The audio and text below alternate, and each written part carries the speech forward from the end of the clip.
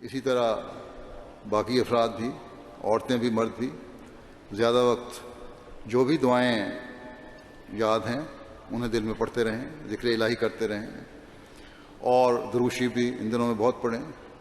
جماعت کے خلاف جو دشمنی ہے وہ تو ہے ہی، آج کل پھر اس کے علاوہ بھی اس سے بھی بڑے صدمے کی جو بات ہے یہ ہے کہ حضرت صلی اللہ علیہ وسلم کے متعلق نازیبا الفاظ استعمال کیے جا رہے ہیں اور استہزاء کیا جا رہا ہے اور حرکتیں کی جا رہی ہیں ایسی۔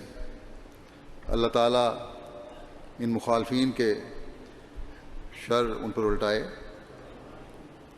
اس کے لیے درود شریف بھی بہت زیادہ پڑھیں۔